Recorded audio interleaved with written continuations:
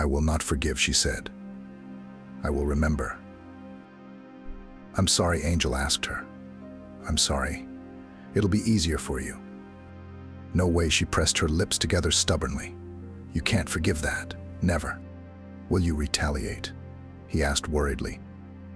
No, I will not retaliate. I will rise above it. Do you crave a severe punishment? I don't know what punishment would be sufficient.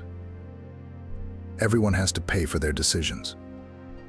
Sooner or later, everyone does, Angel said quietly. It's inevitable. Yes, I know. Then I'm sorry. Take the weight off of you. You're far away from your abusers now. No, I can't. I don't want to. I can't forgive them. Well, that's up to you, Angel sighed. Where do you intend to keep your grudge? Here, and here she touched her head and heart. Please be careful, Angel asked. The poison of resentment is very dangerous. It can settle as a stone and pull you to the bottom, or it can generate flames of rage that burns all living things. It's the stone of memory and noble fury, she interrupted him. They are on my side. And resentment settled where she said it would, in her head and in her heart. She was young and healthy. She was building a life. Her blood was hot and her lungs were greedy for the air of freedom. She married, had children, made friends. Sometimes, of course, she resented them, but mostly she forgave them. Sometimes she was angry and quarreled, and then they forgave her. There were all sorts of things in life, and she tried not to remember her resentment. Many years passed before she heard that hateful word, forgive again. Oh, my husband betrayed me. There's constant friction with the kids. Money doesn't like me. What do I do? She asked the elderly psychologist. He listened attentively, clarified a lot, and for some reason kept asking her to tell about her childhood. She got angry and turned the conversation to the present, but he brought her back to her childhood years. It seemed to her that he was wandering through the recesses of her memory, trying to see, to pull out that old grudge. She didn't want that, and so she resisted. But he saw it anyway, that meticulous man. You need to cleanse yourself, he summarized. Your resentments have grown. Later offenses have piled up on them like polyps on a coral reef. This reef has become an obstacle to the flow of life energy. Because of this, you have problems in your personal life. And with finances, do not do well. This reef has sharp edges. They hurt your tender soul. Different emotions are settled and entangled inside the reef. They poison your blood with their waste products, and this attracts more and more new settlers.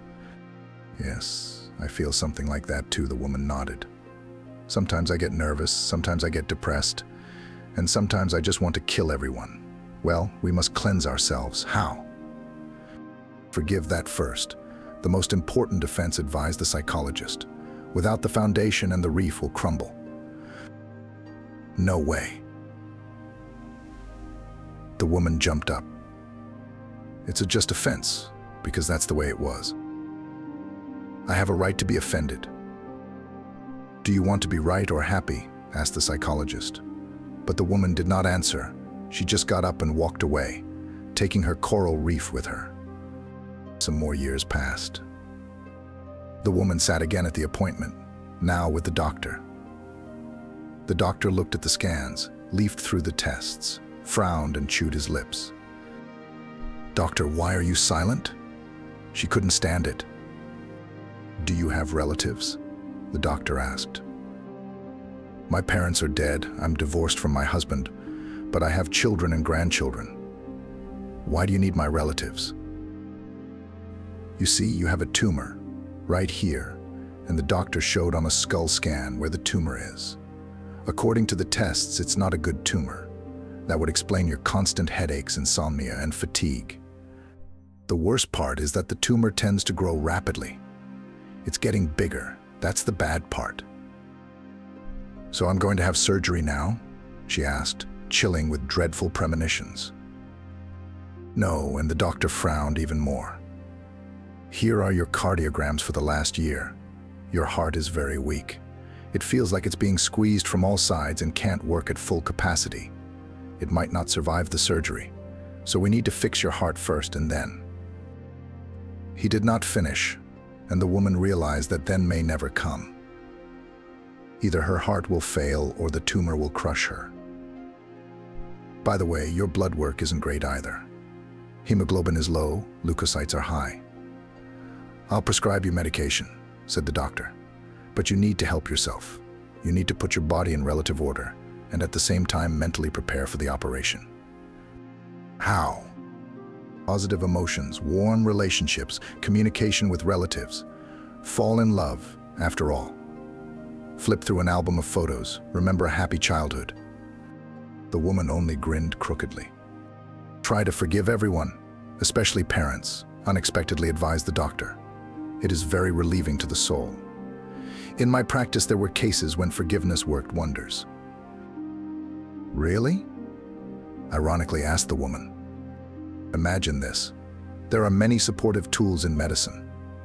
Quality care, for example. Caring. Forgiveness can be medicine too, and it's free and over the counter. Forgive or die. Forgive or die. Die but not forgive. When the choice becomes a matter of life and death, you just have to decide which way you look. My head ached. My heart ached. Where will you keep your grudge? Here and here now it hurt there. Perhaps the grudge had grown too big, and she wanted more. It wanted to displace its mistress, to take over her whole body. The stupid resentment didn't realize that the body couldn't take it, it would die. She remembered her main abusers, the ones from her childhood. Her father and mother, who were always either working or fighting. They didn't love her the way she wanted them to. Nothing helped, neither A's and letters of commendation, nor fulfillment of their demands, nor protest and rebellion. And then they separated, and each started a new family, where she had no place. At the age of 16, she was sent to a technical school in another city, having shook her ticket, a suitcase with things and 3,000 rubles for the first time. And that was it. From that moment, she became independent and decided, I won't forgive. She carried this offense in herself all her life. She swore that the offense would die with her, and it seems that it is coming true.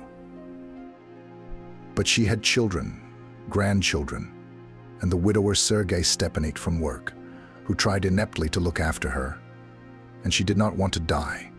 It was too early for her to die. We must forgive, she decided, and at least to try. Parents, I forgive you for everything, she said uncertainly.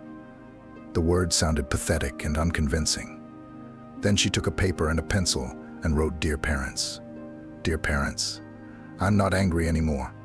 I forgive you for everything.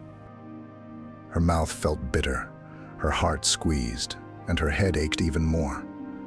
But she clenched her pen tighter and stubbornly wrote, I forgive you. I forgive you. No relief, only irritation rose. Not like this, Angel whispered. The river always flows one way. They're the older, you're the younger. They were before, you are after. You didn't give birth to them, they gave birth to you. They gave you the opportunity to appear in this world. Be grateful. I am grateful, the woman said, and I really want to forgive them. Children have no right to judge their parents. Parents are not forgiven. They are forgiven. For what? She asked. Did I do something bad to them? You did something bad to yourself. Why did you hold that grudge? What is your headache? What stone do you carry in your chest? What poisons your blood? Why does your life not flow like a full-flowing river, but like a sickly brook? Do you want to be right or healthy? Is it because you resent your parents? Did she ruin me like that? I warned you, Angel reminded me. Angels always warn, don't save, don't carry, don't poison yourself with resentments. They rot, stink, and poison all living things around you. We warn. If a person makes a choice in favor of resentment, we have no right to interfere. If they choose to forgive, we must help them. Can I still break this coral reef? Or is it too late? It's never too late to try, Angel said softly. But they're long dead. There's no one to apologize to now. So what do I do? You ask. They'll hear. Or maybe they won't. After all, you're not doing it for them. You're doing it for yourself. Dear parents, she began. Please forgive me if I'm wrong. And I'm sorry for everything. She spoke for a while, then stopped talking and listened to herself. There were no miracles. Her heart was aching, her head hurt, and she had no feelings. Everything was the same as always. I don't believe myself, she confessed. It's been so many years. Try something else, Angel advised. Become a child again. How? Get down on your knees and address them as you did when you were a child, Mommy, Daddy. The woman hesitated a little and knelt down. She folded her hands in a boat, looked up and said, Mommy, Daddy, and then again, Mommy, Daddy. Her eyes opened wide and began to fill with tears. Mommy, Daddy, it's me, your daughter. Forgive me, forgive me. Her chest shook with coming sobs, and then the tears came in a torrent, and she kept repeating, forgive me, please forgive me. I had no right to judge you, Mom, Dad. It took a long time before the tears dried up. Exhausted, she sat upright on the floor, slumped against the couch. How are you? Angel asked. I don't know. I don't understand. I think I'm empty, she replied. Repeat this every day for 40 days, Angel said. Like a course of treatment, like chemotherapy, or if you prefer, instead of chemo.